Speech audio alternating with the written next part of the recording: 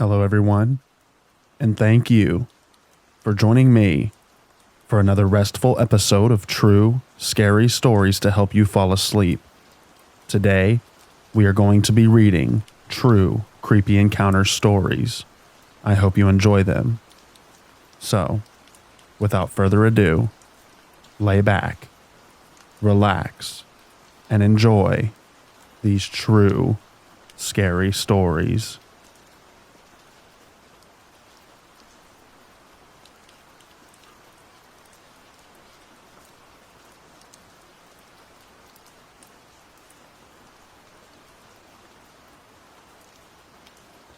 Good day, everyone. This is something that happened this past Friday while I was babysitting. For a little bit of context, I'm a 21-year-old female, a college student, and have been babysitting since I was 14. I'm not an expert on literally anything. However, over the years, I have learned caution and resilience. At age 15, I took babysitting classes at our youth center, as well as a female self-defense course. So I babysit at least once a month for this one family. I like them because they pay me more than my usual hourly rate. They have a big house with internet that I can use to do homework, and the two kids are surprisingly well behaved and compliant. So the two parents have like a monthly ritual of going out around 5 p.m. and returning a little after 2 a.m. I'm always offered to sleep in the guest bedroom and stay until morning. I usually just stay awake and use their satellite TV, and then leave when they come back. The house is in a nice neighborhood without a whole lot of neighbors. Very quiet. Also, their house is armed with an alarm system that I have the code to, and can arm and disarm it through my phone. That'll be relevant in a little while. So I always take them for pizza at this place that has like an arcade. I do this so that they tire themselves out and go to bed early. Plus, the little girl that I babysit is also on a mission to win a family of stuffed animals from the prize store. So I'd be the world's worst babysitter if I didn't guide her in that pursuit. If anyone may be wondering for whatever reason, after Friday night, she only needs the daddy stuffed animal before her collection is complete. Go, girl. Anyways, I'm rambling. I was sitting at a table watching them play in a ball pit, while also texting on my phone. This couple came over and sat at the same table as me. It was a long table with parents scattered here and there, so this wasn't alarming. The couple looked normal enough. Both were probably in their mid-20s, possibly a little older. They talked to each other, but then the guy asked me, "Are you the one babysitting Dr. So-and-so's kids?" So the parents of these children are both doctors, and the specific region that we live in, this would be common enough information, but I still chose to answer their question with an irrelevant statement. I wonder what they used to make the pizza here. Yeah, I know, I'm a master of deception. I deserve an Oscar for my performance. However, they seemed to see right through my clever ruse. They started making weird comments. They talked about the kids' parents. They commented on the daughter and how they wondered if she would look as pretty as their mom. Okay, dudes. I don't know if that was intended to be creepy, but I'm just going to be safe and pretend that it was. Then the woman says to me, and I quote, "Do they really let you dress like that while watching their kids?" She motioned with her eyes towards my t-shirt, which was admittedly a little tight, though aside from a little bit of bosom crack, not revealing. I have a thin frame and a large chest. It's 90 degrees in the region of the US right now, so it's not like I can wear a hoodie. I saw that as my cue to go and get the kiddos to bring them to get their pizzas so that we could bounce. After some very thought-provoking and philosophical debating, they both got their pizzas and decided to head back over to the house. So, fast forward a few hours. Both kids were bathed and put to sleep. I delivered a heartwarming rendition of Goodnight Moon and read a very spooky chapter of The Werewolf of Fever Swamp and tucked them into dreamland. It was around 9 p.m. I was caught up on homework and was just watching TV when I heard some movement on the porch. I didn't think much of it at first, but the doorknob started rattling violently. I initially started moving towards the front door to see who it was. But miraculously, I remembered that it was a little at night. I was home alone with two kids, and I very much wanted to live. I turned around to grab my purse, which is where I keep my taser. As I'm moving, the back door starts rattling as well, and was accompanied by some banging noises. That's when I remembered that I hadn't enabled the alarm system after returning.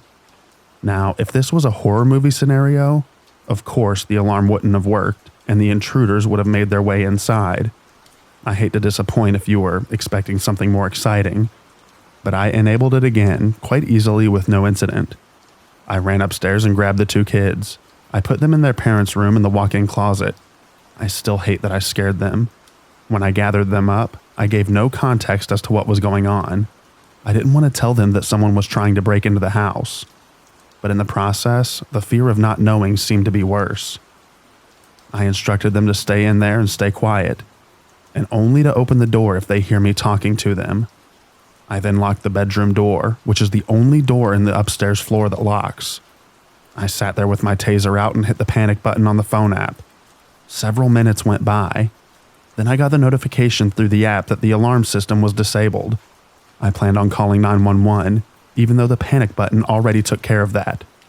But I found it more beneficial to arm it back, then disarm it again.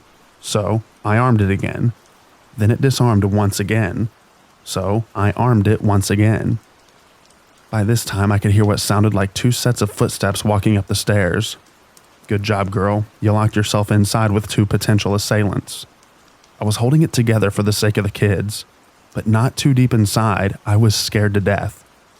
When I heard the footsteps get near the door and saw the knob twisting, I took a deep breath and pulled the trigger on my taser, just to let them know that I was armed, though it realistically wouldn't do much good. I informed them through the door that the alarm was triggered and police were on their way. Thankfully, I was greeted by a familiar voice. They called my name and said, "It's Dr. his name. You're safe." I opened the door and ran into their arms and started sobbing. I hadn't realized truly until it was over just how scared I really was. The kids came out without me giving the okay, but their parents were there, so I'll let it slide. When I enabled the alarm on my phone, they both got the notification from the place that they were at. With the app, you have the option to view the porch cameras as well. When they got the notification that the panic button was activated, they saw through the camera that there were people on each side of the house, one man and one woman. When the alarm kept disarming, that was them trying to get into the house. A police report was filed by them, and I gave a statement mentioning the two weirdos I met earlier in the day, even though there was really no evidence that would directly point to them. Camera footage didn't give any positive face IDs either. So yeah, I was scared. I'm getting over it now.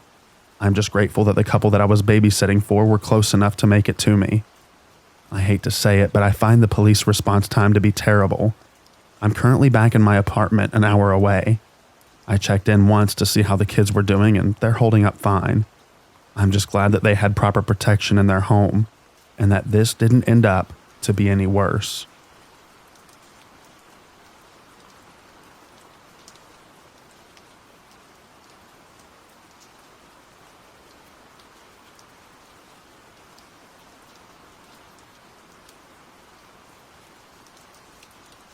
This happened only 3 weeks ago.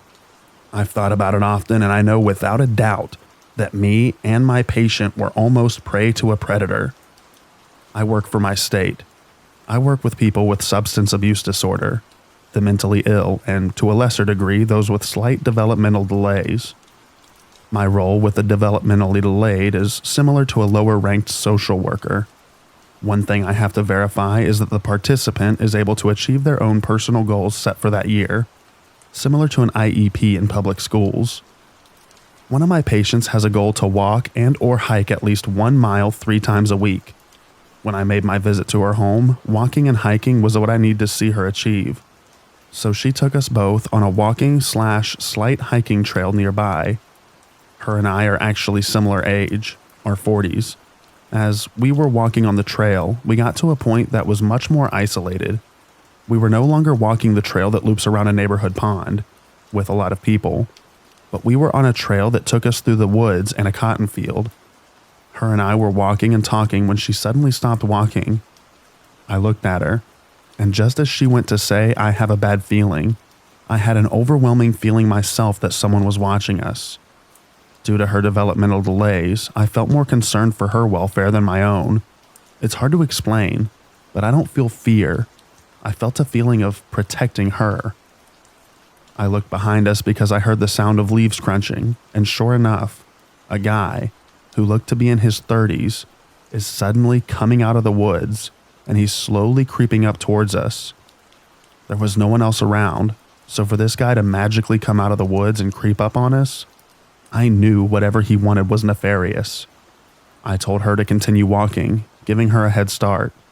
I don't know why I even did this, but I just completely turned myself around, stopped, and I looked straight at him. I just stared. I didn't say anything. He didn't say anything. But as soon as we locked eyes, it was as if he realized, now they know I'm back here, because he froze and stopped walking towards us. I kept staring at him. Then I started to walk back towards my patient, so he understood that my eyes were on him. Then as I walked backwards, I looked over to see my patient, looked back at him, and he disappeared as fast as he came, back into the woods. If he were just wanting to walk this nature trail, why did he stop as soon as I turned around and stared? Why wouldn't he just continue on his walk and pass us? This guy was clearly waiting and watching for a woman or women to go down this isolated trail. For him to come out of the woods when he did, it was clear to me that he was out hiding and stalking. I will forever be convinced that my patient's bad feeling and my feeling of being watched saved one or both of us from whatever that man had planned.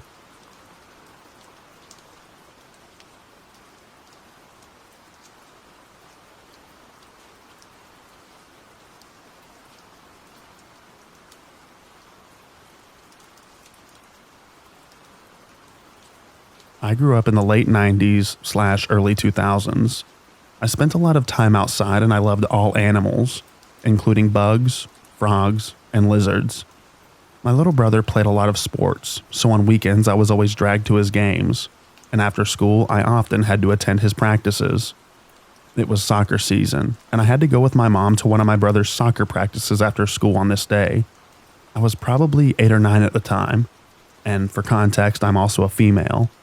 It was a local park surrounded by some wilderness and some hiking trails. I liked this park because off to the side of the soccer fields was a creek with frogs and stuff. I'd love to go over there and look at them and try to catch them. It was evening time and the sun was setting, but there was still plenty of light left. I told my mom that I was going to go down to the creek to catch frogs. It was down the hill slightly from the fields and obscured by some bushes and shrubs, but there was a clear dirt trail that ran along the side of the creek. So I scurried on down there and was carefully studying the creek looking for frogs, when suddenly, a man's voice startles me. "What you looking for?"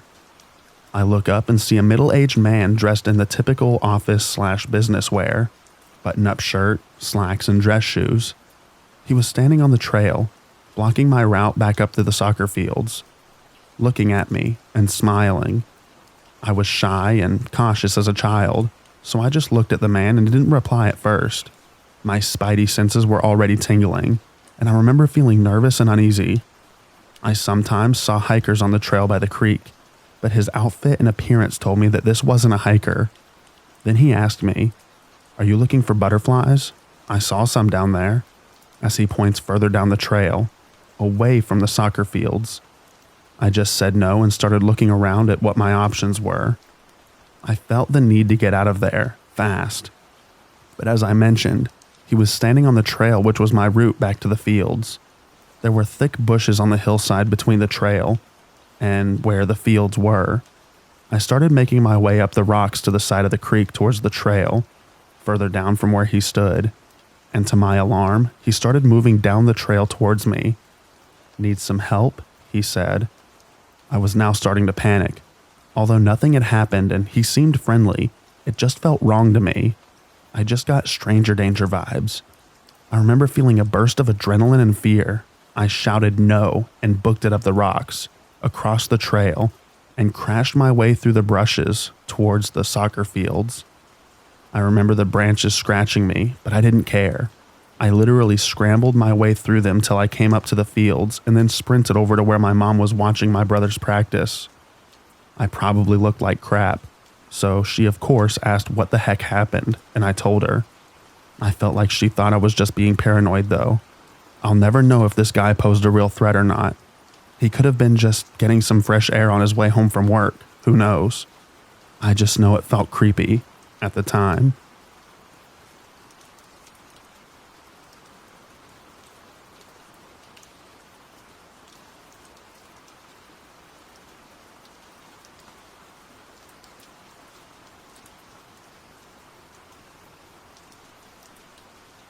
You were all enormously supportive of my last library creeper post.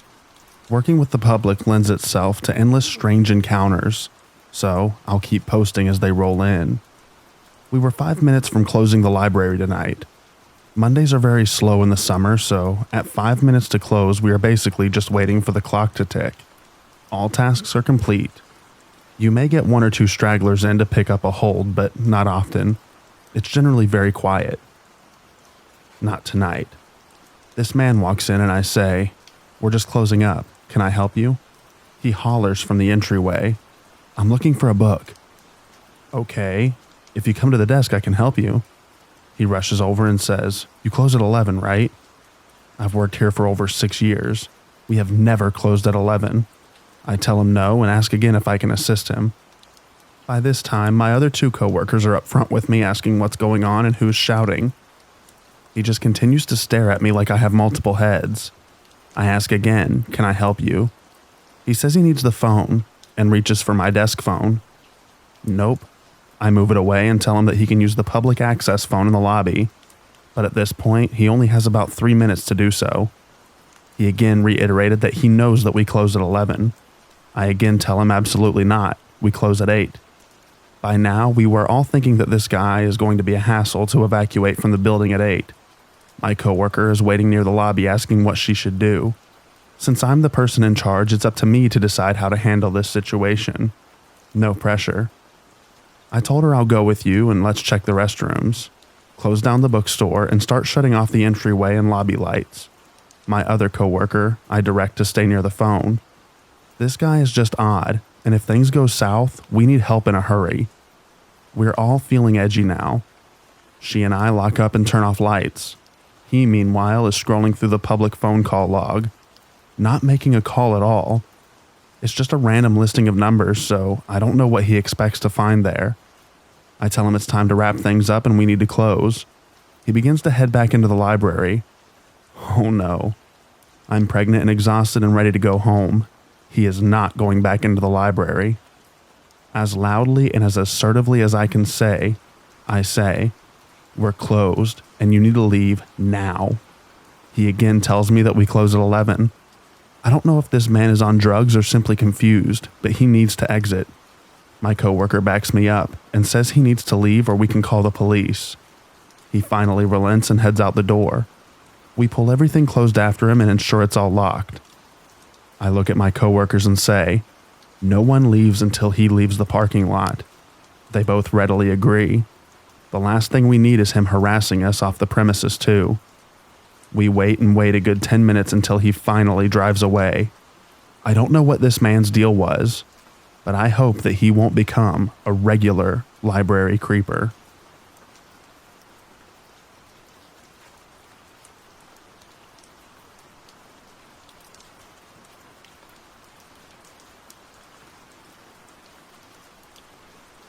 So this happened, I want to say, around the year 2012 or 2013. Me and my mom lived just ourselves in my grandmother's old house.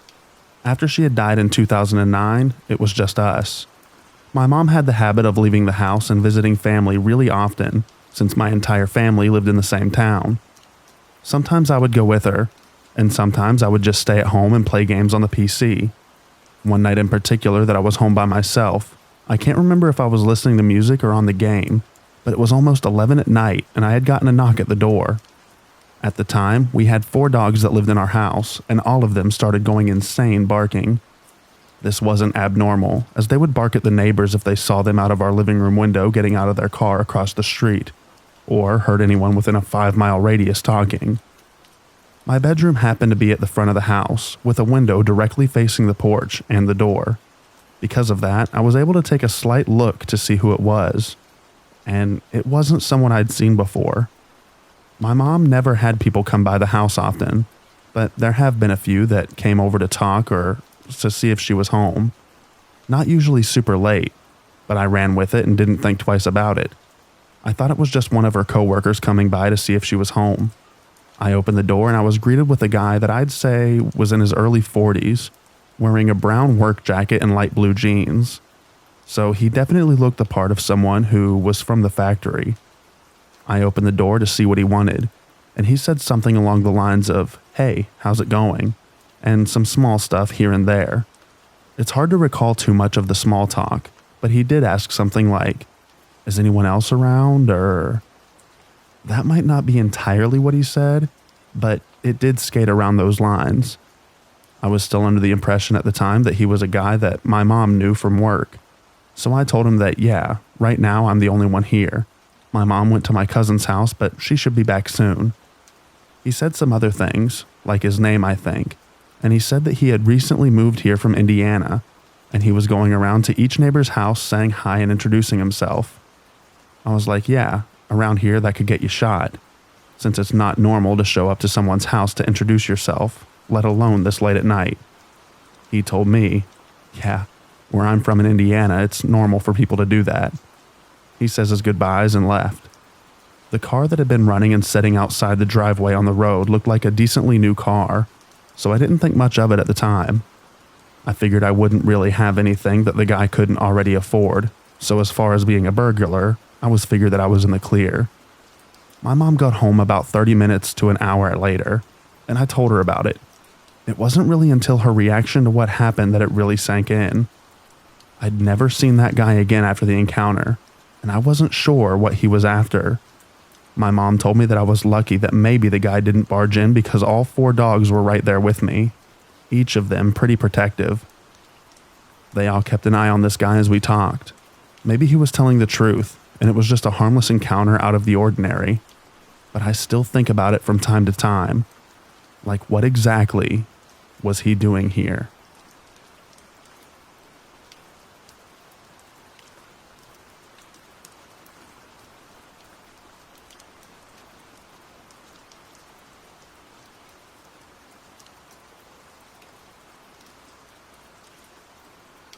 Last November, my brother was visiting us from Dundee with his 3-year-old son. Since my brother had moved from Glasgow, we didn't get to see him or his family too often, so we cherished it anytime we got to see them. His wife unfortunately could not travel down due to work, and only a day into his visit he was called back to himself for an emergency. His nephew wanted to stay as we had bought him 2 tickets to the football the day after, so I agreed to take him back to his dad in Dundee after the game. The only train I could get was a fairly late one, and it was therefore the last one of the day. So I took my nephew to the football game and headed straight to the station afterwards. The train was fairly busy, but I had booked us 2 seats. Just as we were about to board the train, the man standing next to me made an odd comment. "Like sardines, aren't they?" "I hate sardines," he said. I found this fairly odd and I just laughed it off awkwardly. I've never been good at making conversation with strangers, and always feel uneasy when one approaches me. As we made our way to our seats, I noticed an old couple sitting in them. I told them that it was our seats, but they were fairly rude and told me that old people shouldn't be made to stand for a journey. I always hate confrontation, especially in public, so I just left. There were no 2 seats together anywhere on the train, so me and my nephew were forced to stand for about an hour until many people on the train finally got off when it stopped in Perth. Me and my nephew sat down and I mistakenly fell asleep, as I was so tired after a fairly long day and standing for an hour on the train. As my nephew was only 3, he obviously fell asleep as well. I awoke just as the last passengers were getting off at Dundee. I quickly jumped up and tried to get my nephew off the train as quickly as possible, but he was too slow and I had to stay on the train with him, meaning we missed the stop. As the train was delayed slightly, it was now going straight to Aberdeen, which was about another hour or so away. I sat down and tried to phone anyone I knew, but I didn't have any signal. I began to panic, as I knew that there would be no return trains from Aberdeen at this time of night, likely meaning I would have to stay the night there in a hotel. I tried to compose myself and look about the train to see if there was anyone who could maybe help me. My carriage had more or less cleared out by this point, and there were only 3 other people left. An older woman sleeping a few rows in front of me, a young man reading a book at the opposite side, and the 3rd man behind me. I told my nephew to go back to sleep and started trying to plan what I would do when we got to Aberdeen. As my phone had no signal, this was obviously fairly difficult, and I thought I should ask the man behind me for any help. I looked in the window's reflection at him and noticed it was the same man who made the sardine comment earlier. He was a middle-aged man, fairly average build and height, and there was nothing to suggest that he was in any way dangerous. Except one thing. He was staring right at me. I looked away for a minute, thinking maybe he was just looking about the train as I did only a moment ago. But when I looked again, he was still staring. His stare didn't seem to break until he got up to presumably go to the toilet. I debated switching to another carriage, but before I could gather my stuff and wake my nephew, he returned. Only this time, he sat in a different seat, facing me directly. A few uneasy minutes before he made his first comment. "Someone's sleepy," he said, nodding to my nephew. I laughed awkwardly and put my earphones in to avoid talking to him, even though my phone had just died. "Must be some set of earphones if they can listen to music while your phone's dead," he said. My heart dropped. "I'm only kidding you on," he said, but I now had no excuse to avoid conversation with him. "So are you going home or visiting someone?" he asked. I made the mistake of telling him what had happened and that I had missed my stop. "That's quite a situation. You won't get a train back at this time." I nodded and said, "I'll just find a hotel for the night." He then approached my seat and sat across from me. "Hotels will all be booked out, and even if they aren't, they'll charge you a fortune. I've got a place not too far from the station. You can stay there for the night and get the train in the morning. I'll stay out of the way of you and your son. Don't worry." I explained to the man that it was not my son, and that I was happy to cough up the money for a hotel, and I tried to stay polite by saying that I didn't want to be a nuisance for him, even though I really just wanted to tell him to leave me alone. "Oh, believe me, you won't be any nuisance to me," he said in an overly friendly tone. I was now feeling extremely unnerved, but still tried my best to talk myself out of the situation. This conversation carried on for another 10 minutes or so, and he was increasingly insistent that I stayed with him. I didn't have any idea what to do. I felt completely helpless. I told him that I needed the toilet in an effort to get away from the carriage. This is when he grabbed my wrist below the table. "You're not going anywhere," he said in a hushed tone. "You're staying with me. I'll keep you safe," he said in an extremely chilling voice.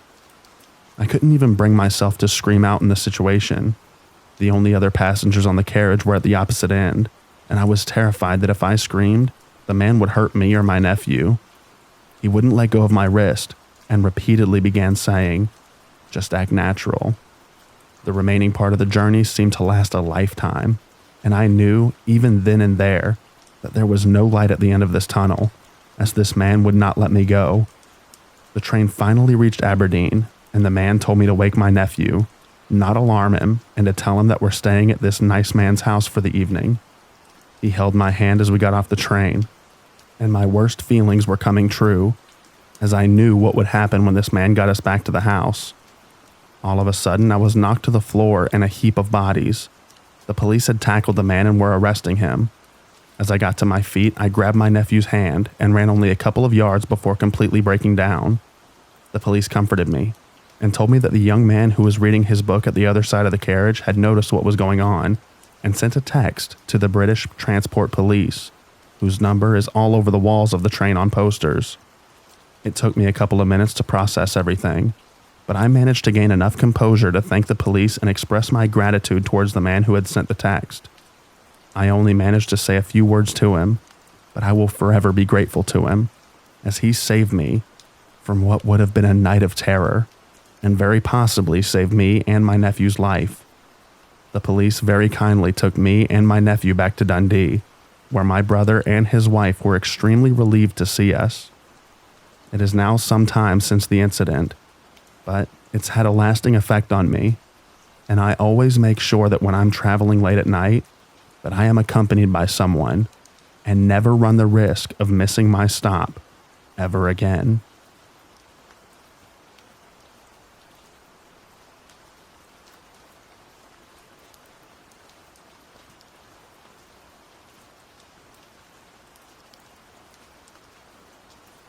I recently had a bone-chilling experience that I can't shake off, and I thought this would be the perfect place to share it. Brace yourselves for a spine-tingling tale straight out of a horror movie. Last weekend, a group of friends and I decided to go on a camping trip deep in the woods. We had heard rumors about an old dilapidated cabin tucked away in a remote part of the forest. Intrigued by the eerie stories surrounding it, we couldn't resist the temptation to explore it firsthand. As we made our way through the dense vegetation, the atmosphere grew progressively unsettling. The air turned still, and an inexplicable feeling of being watched descended upon us. Eventually, we stumbled upon the cabin, and it was as creepy as described. A decaying structure covered in overgrown vines, with broken windows and a door hanging off its hinges. Nervously, we pushed open the creaking door, revealing a dark, musty interior. The flickering beams of our flashlights barely illuminated the room, casting eerie shadows on the peeling wallpaper. We cautiously stepped inside, our hearts pounding. That's when we heard it. A faint whisper, almost indistinguishable. The hair on the back of our necks stood on end as the whispering grew louder, seemingly coming from all directions. It was as if the cabin itself was alive with malevolent secrets. Terrified, we decided to leave, but our path was suddenly obstructed by a figure blocking the door. It was a man, his features obscured by shadows, and he appeared disheveled and sinister. His eyes gleamed with an unsettling intensity, and we froze in fear. The man's lips curled into a twisted smile as he spoke in a low, gravelly voice. He muttered something about the cabin being his sanctuary and warned us to never return. We stumbled over each other, desperate to escape, and eventually managed to break free, sprinting back through the woods in sheer terror. To this day, I can't shake off the feeling that there was something truly malevolent about that encounter. What was that cabin hiding? Who was that mysterious man? I have so many unanswered questions that continue to haunt me. Have any of you ever experienced a similar bone-chilling encounter in the depths of the unknown? Share your creepy tales and theories, and let's unravel the mysteries together.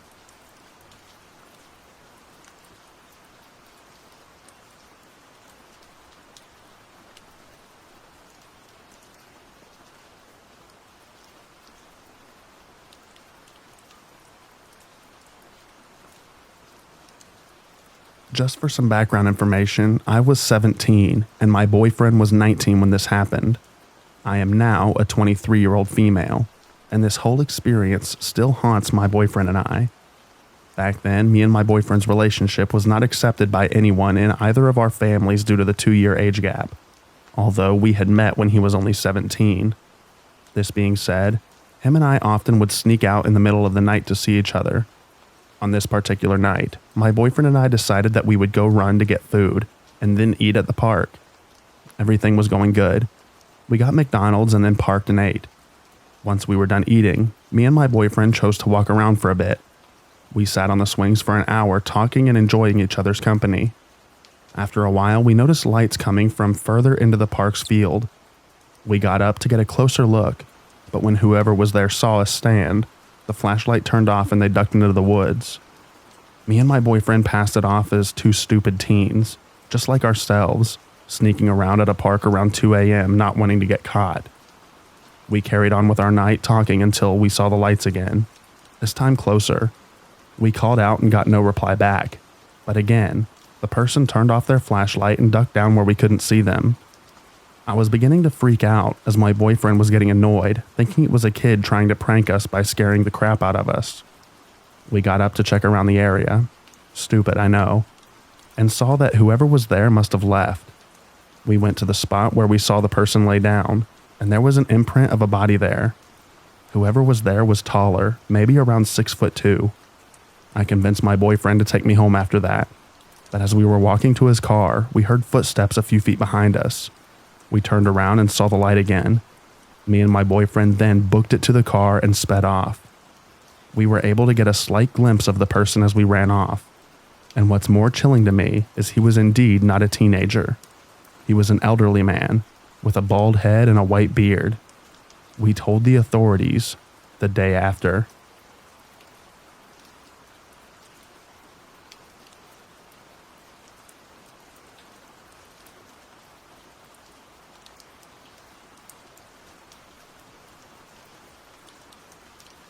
This happened maybe a year or two ago. I can't remember exactly. I was on my way back from university, and passed through the shopping center as I needed to make some purchases. Some background about me is that I am a very paranoid individual. I tend to look around a lot and keep an eye out for creepy behavior. I noticed that this very tall man who was dressed in all black with headphones on walking towards the same flight of stairs as me, and I immediately stopped before we collided, as he was walking incredibly fast and with a lot of force. I glanced up and we made eye contact for a second, and I can't remember details, but he just did not seem friendly. I quickly made my way down the other flight of stairs. There were a couple of stairs, it was a weird building, and immediately he was right behind me, and I could sense his presence. Or perhaps it was because he was incredibly tall. Even if I wasn't considered short, he was tall. It was if the small glance was an invite into occupying my personal space. I made a beeline to what us UK folks would call the meal deal section. I guess in this moment I felt it was a safe place due to the open space, and I saw a woman in the counter. As soon as I stopped, he stood right behind me, heavily breathing and only centimeters away. I didn't know what to do, aside from making sure that I was near members of the public, and I just stood still like a statue and stared at the floor, refusing to make eye contact and give him attention. A few seconds passed and he let out a villainous laugh. It was so creepy. Then he walked off again. Worst part was, I told a member of staff and I was pretty shaken up. She said she would tell someone, and before I could give a description, she just walked off. Didn't even ask who it was, even though it was busy and could have been anyone. I don't know if anyone finds this creepy, but in that moment, I felt so small and scared.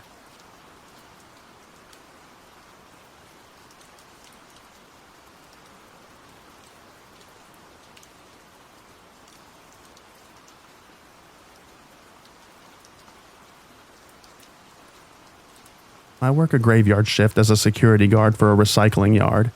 I can't say the company for obvious reasons, but I've been on this site for about 2 weeks, this being the second week. Basically every hour I make rounds across a giant recycling yard covered in various precious metals that are broken down and sold. During my shift, I scan various checkpoints and ensure nobody besides me is in the yard or facility. One of my other tasks is to go through some busy/bushy terrain and over a set of train tracks to take a photo of a warehouse far across. This is to ensure that it's safe and clear. I have to use a flashlight with 2K lumens so I can see my way through pretty much the entire yard. Well, just an hour and a half ago on my round, I went through the grass and over the train tracks. I took the picture of the warehouse and submitted it. All of a sudden, I get this intense feeling that I'm being watched. The hairs on the back of my neck stand up and I freeze. My flashlight is still on and pointing at the warehouse. I slowly turn around and point my flashlight behind me. I kid you not. About 10 yards away, I see a skinny, old, wrinkled white man with a large white beard sitting on a chair. He was looking directly at me. He had dirty jean overalls and what I think was a Western-style cowboy fedora on.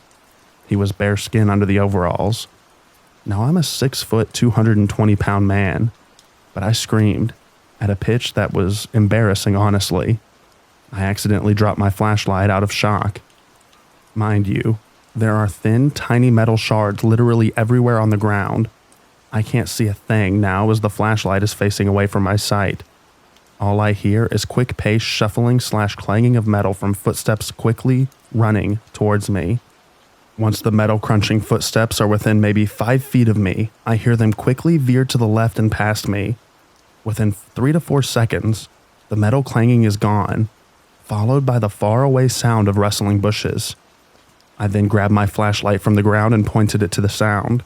The old man was gone, past the bushes to who knows where. I was shaking from adrenaline and fear. I managed to catch my breath and called several emergency contacts. When they arrived, the old man was long gone. I believe that maybe he was just there to watch the active trains move across. I say this because the metal chair was facing the tracks.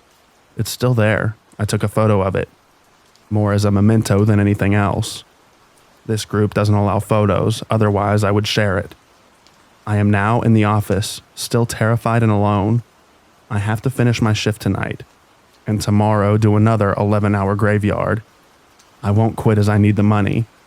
I just wanted to get this off my chest.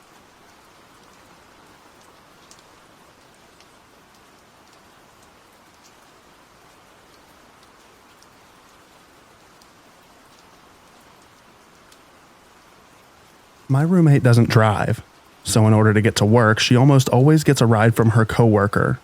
A couple of days ago, she's waiting outside our house, and her coworker seems to be running late. After waiting for a minute or two, a car pulls up and the driver says that he's her Uber. My roommate says no, she didn't order an Uber. She's waiting for her coworker. The driver insists that her coworker ordered an Uber for her, and to go get in the car now or she'll be late to work.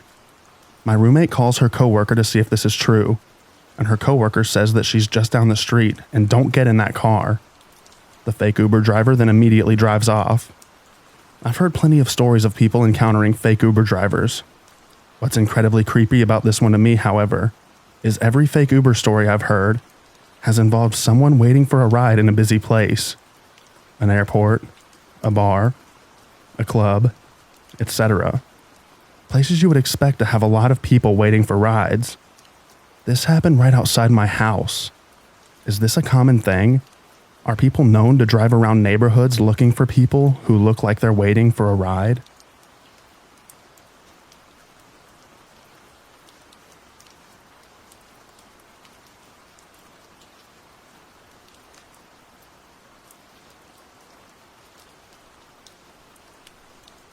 I used to work as a cashier at a local grocery store when I was a teenager, back in the 90s. I usually worked the closing shift on Fridays and Saturdays. There was a rough-looking old man that would often come in to purchase a few beers. He was obsessed with Nostradamus and claimed that he was able to predict the future and that he knew when the world was going to end. Normally, I ignored him, but one night when I heard him talking to a cashier a few lanes down, I snickered to myself and said, "What a whack job." I don't know how it happened, but suddenly that man was standing right in front of me with this creepy, intense stare. He simply said, "You're gonna die tonight in a car crash."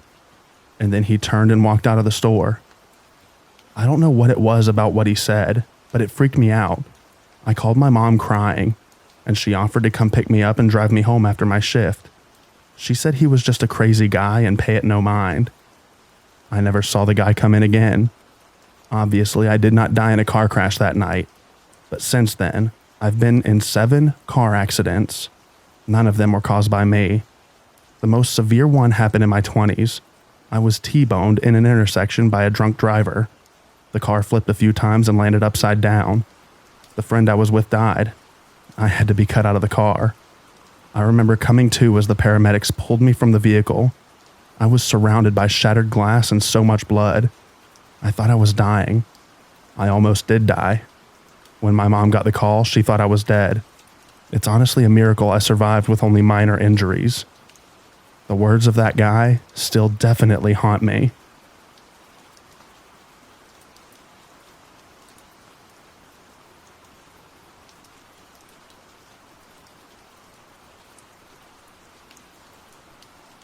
Okay, so this happened almost a year ago. It's something that still gives me a charming amount of PTSD. I'm currently on anxiety medication for it, even though I have all the facts now. So I grew up in a small town. Just for a little bit of context, I was one of 3 children. I hated my stepdad, and I hated living in my hometown. I was determined to get out of there from a young age. So at age 15, I started working at one of the 2 local pizza places. By age 16, I was able to afford a car, albeit a beat-up one, but it allowed me to get on the road and make deliveries, which meant more money. So I had previously been robbed during a pizza delivery at a Super Bowl party once. I was held at knife point and had to forfeit all of my pizza as well as my cash. This oddly enough didn't bug me all that much. I don't know why. To this day, I barely ever think about it. But after this, I took to carrying a can of pepper spray. So I'll move on now to the incident. It was late at night, almost closing time, which is 1 a.m. We had gotten a call to deliver 3 pizzas over to the next town over, which is a place that is out of our delivery range, but sometimes there were circumstances that would allow us to. So let me explain the circumstances. Out of all of our delivery drivers, as well as the assistant manager at the time, there were a few that were peddling drugs. A customer would have to ask for a very specific order, specific sizes, specific toppings, and all in a certain order, no exceptions. So it was service policy for one of those specific drivers to make this delivery. I was never one of them, but on this night I was. I knew the trick of the trade, so when I saw the garlic bread bag on top of those specific pizza orders, I knew what I was doing. My assistant manager at the time even specifically instructed me to get the envelope from the customer, and that he was sure that they were really big tippers, implying that I would get a service fee. I didn't want to conduct this. My hands were sort of tied. Desperation does that to a person. I just wanted to finish my shift, so I took off with haste. It took me about 30 minutes to get to the location. It was in a very sparsely populated neighborhood. I went to the door and was greeted by a girl. I actually went to school with her, so that put me at ease a little bit. But she had changed. A lot. She was really pretty at one point and super outgoing. Now, she looks like she had developed a problem, which isn't incredibly uncommon for my town. She greeted me with a smile and accepted the pizzas. Then, out of the darkness, my arms were restrained behind my back, and a mere seconds later, I found the barrel of a .45 revolver placed against my head. I instantly pleaded for my life, which seemed to only amuse them. The one with the gun demanded my wallet. I saw no point in arguing. I told him where he could find it. When I didn't have enough money in it, he demanded my work money. For a little context, pizza places will typically tell you that their drivers don't carry more than $20 in change. This is a lie.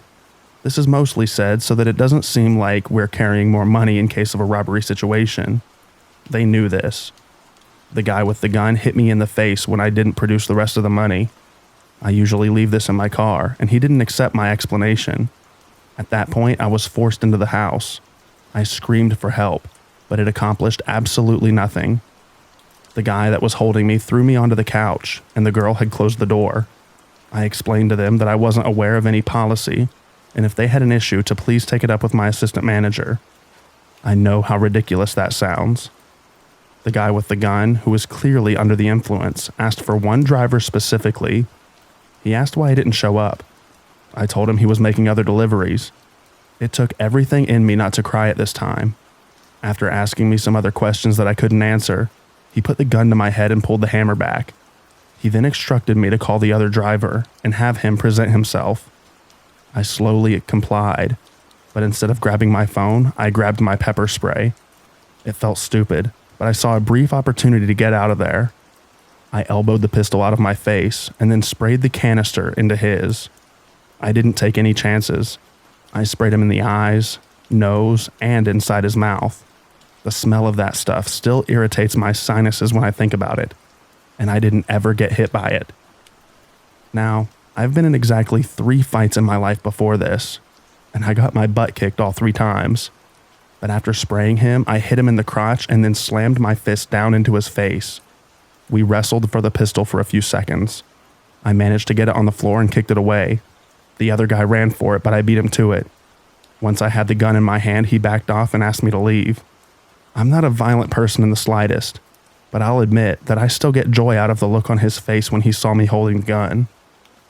I was on cloud 9 for a few minutes, but once I got a healthy distance from the house, I pulled my car over and threw up. I then realized I was still holding the pistol. Upon further observation, I noticed that it only had 1 bullet in it, and it wasn't the chambered one. He could have pulled that trigger about 4 times before I got killed. When I got back to the restaurant, my manager and I got into a heated argument over not bringing his product back. I left. I wasn't having that after my night. When I got home, I told my stepdad about what had happened. He would actually later go on to find my manager about it. I don't know what happened, but when I got to work on Monday, I clocked in with no issues. I worked there for about another month. Then I decided I'd rather go struggle somewhere else. I thought it was time. I've now moved 3 hours away, have my own 2-bedroom apartment, and I'm a culinary student. Through my program, I got a job working at, you guessed it, a pizza restaurant. But it's a gourmet pizza place, and it's something that allows me to take pride in my cooking. I've since bought a gun. I'm extremely still cautious about things, but life is looking up.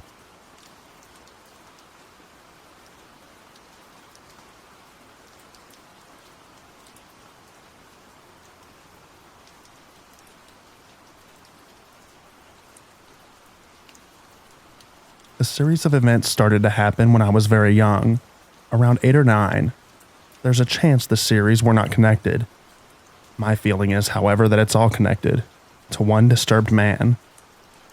The first event was the phone started ringing almost every night between 2 and 2:30 a.m. Being a light sleeper, it woke me up constantly. My parents didn't ever appear to be bothered, probably because they were both drunk almost every night and passed out. Even when I did complain, they would just respond by saying it was probably the wrong number or something along those lines. It gave me a bad feeling every night hearing that loud, rattling landline phone ringing in the kitchen. One night, out of curiosity and frustration, when that phone rang, I decided to answer it. I heard some distant music in the background and heavy breathing. Now, being older, I can say it sounded like someone was sitting in a bar. Eventually, my parents changed the number. A few months after my parents changed the number, I was awakened again, but by a different sound. There's something creepy about hearing noises at night in an isolated country house. Every little sound can be heard. Every sound lingers. You can feel it. So, when I heard that car slowing down on the road in front of our house, it woke me with an unsettling feeling. I remember I could hear how the tires drove over the gravel in the driveway. My heart sank. I looked up at the wooden square clock in my bedroom. It was 2:17 a.m. For reasons I cannot explain, I crawled out of my bed and walked out to the living room and glanced out the windows that hung above the driveway. I kept my distance from the window so he couldn't see me. I stared down at him through the sheer curtains. A man in a dark collared Buick Century sat in a car facing my house. I couldn't make out distinctive facial features. I could see that he had light-colored hair with a bowl-cut style. If I had to guess now, I would say that he was in his early to mid-30s. He just sat there. He stared up at my house in a trance. I don't even remember him moving. I waited to see what he was going to do. I was filled with fear. Around 15 minutes he just sat there. Then he very slowly backs up and drives away. He kept his eyes on the house as he drove away. So maybe wrong house or he was drunk, who knows. Then I think he visited again. It was a Sunday evening, and I was in the front yard playing with my siblings. I still remember that dreaded feeling of returning to school the next day. A car pulls up and it stops in front of the mailbox down the road. Our house was on a little hill with a back road in front. The mailbox was down on the road. We stopped playing and watched down in curiosity. We knew it was Sunday and the mail doesn't come. Also, that was not the regular mailman's car. The man continued to sit there staring up at us. At one point, he reached his arm out the window and acting like he put something in the mailbox. Then drove about 50 yards up the road and stopped and sat. So my siblings told me to go check the mailbox. I don't know why they told me to. Maybe because I was the youngest. I walked down the little hill and opened the mailbox and nothing was in it. Suddenly, I hear tires screeching and the car was flying towards me in reverse. I screamed and we all ran into the house. He drove off very fast. We told our parents, and they thought we were confused and just minimized the situation. That night, while laying in bed, it clicked in my head. That man was the same man that came that one night.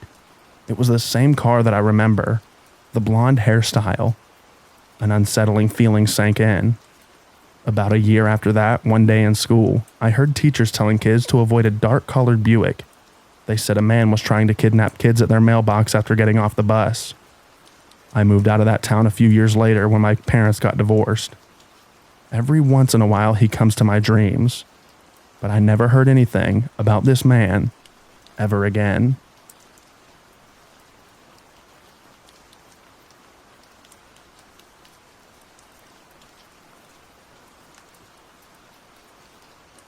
Thank you for listening to all of the stories in this video. I hope you enjoyed them. And I also hope that you enjoy the extra rain at the end. Have an excellent night. Get a good night's sleep.